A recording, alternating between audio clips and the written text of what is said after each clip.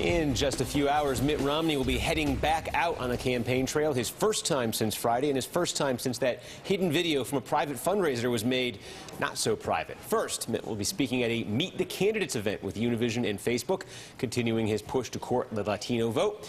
Then he's off to a campaign rally in Miami. Romney did let two cameras into his two fundraisers on Tuesday. It's the first time that's ever been allowed for him, but he didn't mention that hidden video from May. The president and I offer two very distinct paths. And his path is one which has been not just spoken about, we've seen it. This idea that the president has of redistributing. I know there are some people in our country who want to have a government take from some to give to the others. They'd like to be the others that are on the receiving end of that and feel that a redistribution model makes sense.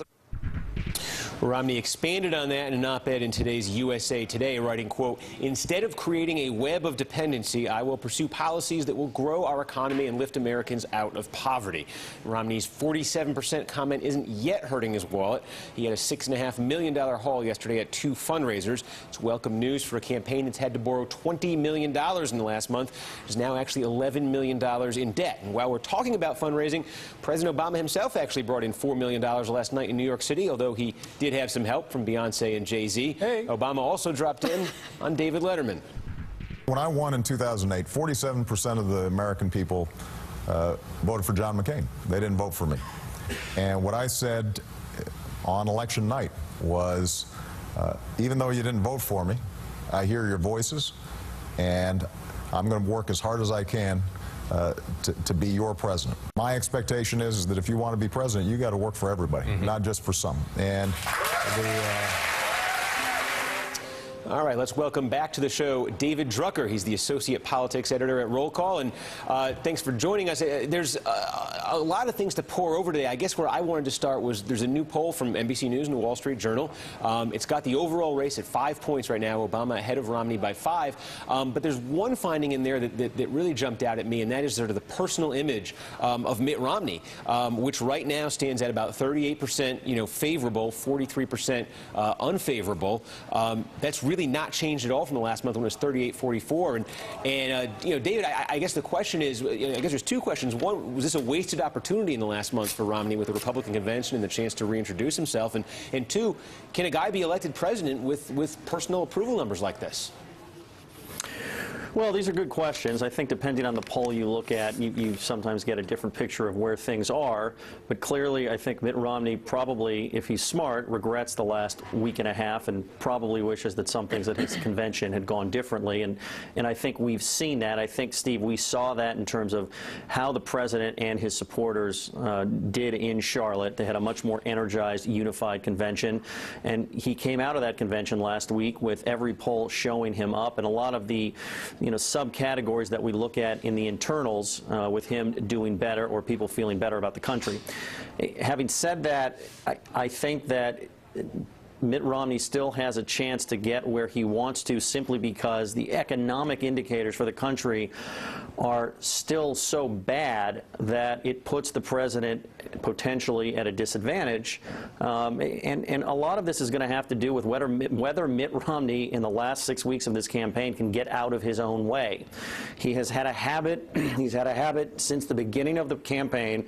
We saw it in the primary where some things might go a little right for him, and then he'd step on his own fanfare. And that's what we've seen, I think, over the past few days, when the president could have been under fire for what happened in Libya, what's happening in the Middle East, the jobs numbers that came out at the end of last month. But nobody's been able to focus on that because Mitt Romney has made sure he's the story. Right. Well, let's talk about that 47% comment, because there's an interesting piece, I think, from Ron Brownstein at the National Journal, where he's talking about how Romney is now basically embracing the idea behind those comments, the sort of makers versus takers argument that's been really popular on the right.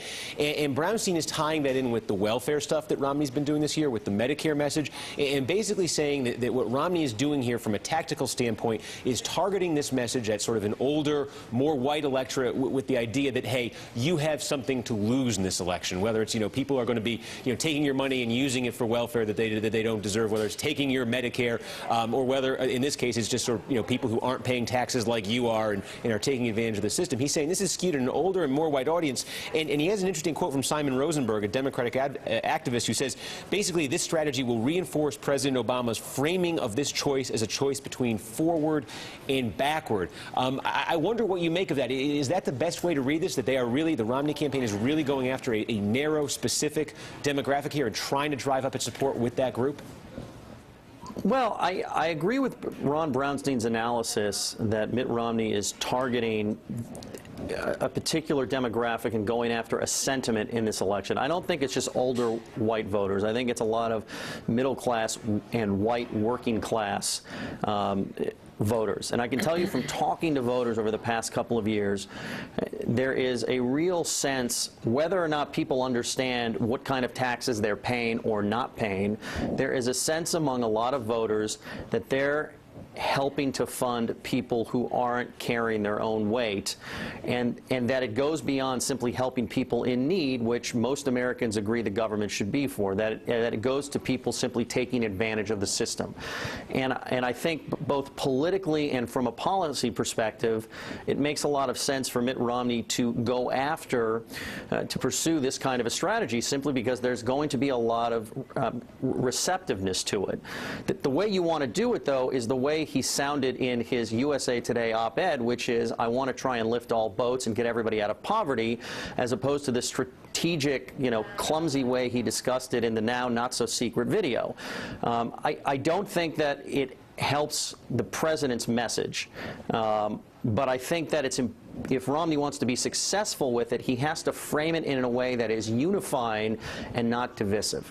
David, in the last 24 hours, I've gotten deluged with tweets and emails and calls from people who are total casual watchers of the political scene, who are saying to me, what's going on with this secret video from Romney? It seems to resonate with low-information voters or casual watchers. My sister, who's totally not into this stuff at all, called me and she said, what's up with the secret video? I think anytime you say secret video, people's ears are going to perk up and they're going to think something negative is going on there. And even, I'll put out the mother of Brian, who's in our ear, our senior producer every day in our ear. She was an Obama voter in 08. She was leaning Romney this time until this 47% thing came out. And then she told Brian, I can't go with Romney anymore. I'm not happy with him anymore. I don't think he's ready. I think this is resonating with low information voters. And the other thing I want to notice is that, let's put up that poll, that state-by-state map.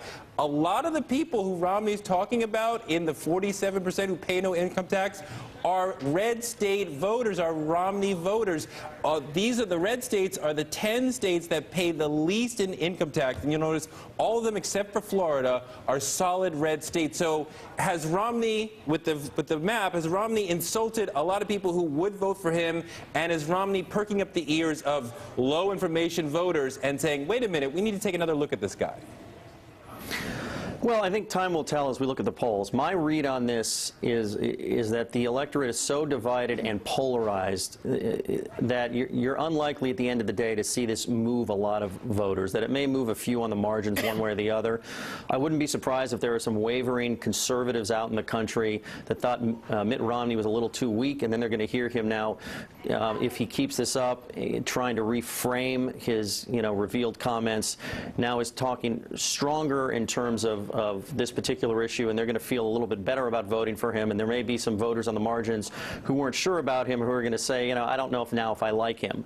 But I just think that we're not dealing with an electorate that can really be moved in a large sense. And I'd also say, and again, we'll find out if this is true or not, but most of the people that are a part of, this, whatever the percentage is, that don't pay taxes and get government benefits and whatever you want to call it, the truth is they all pay taxes in some sense, whether they're paying payroll taxes or state income taxes or local property taxes. And I found this over the years in talking to voters. They all feel like they're paying way too much in taxes collectively for what they're getting. They don't often make a delineation between what they're giving the government in Washington and what they're giving the government in their state capital and what the county's getting. They just see taxes. They don't think they're getting a lot in return. And when they see people that they feel are being helped when they don't need it, in other words, that people are taking advantage of the system, they feel as that their hard work is being taken advantage of. And I think a lot of those people fall into the category that it appears Romney may have been talking about, and therefore I don't know how much it hurts them because they don't think that that's them. Right. And I think that's an important distinction to make. Right. Well, to that point, you said this is an electorate that can't be moved on a large scale, even with something that has blown up as large as this. Well, the president is up in the NBC Wall Street Journal poll by about 5 points, and other polls by various margins, but he's generally up by a few points. So if nothing is going to change this electorate, does the president basically have it in the bag? Well, no, I don't think the president has it in the bag, at least not yet. What do you think could move? What do you think could move people if something like this is not going to do it? Well, look, I think that either way, I think Mitt Romney would have to say something, for instance, that lost him voters on the right, that had conservatives and people who tend to vote Republican convinced that voting for him just wasn't worth it because he wasn't going to govern the way that they had hoped. This is not a guy that they've ever been in love with.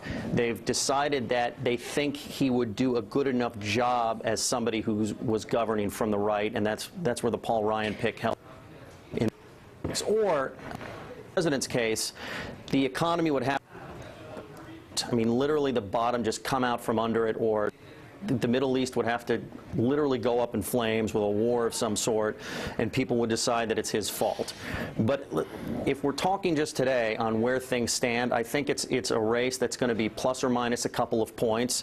And I think one of the things we don't know about the polls, and I don't think there's anything nefarious about a lot of the polls, and these pollsters are good pollsters, is that we don't yet know what the exit polls are going to tell us in terms of samples. And that's why I'm skeptical of almost all polling. Well, and David, we know in 2008 that Democrats had a 7-point advantage.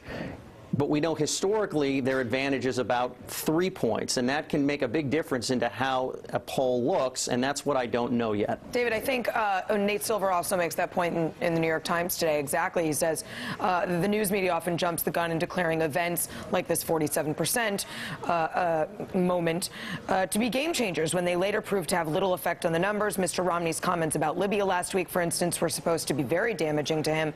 But if anything, the numbers have moved toward him. So do you think that most voters are desensitized to these moments on the campaign trail, or are they opting for substance or waiting for the debates? What do you think?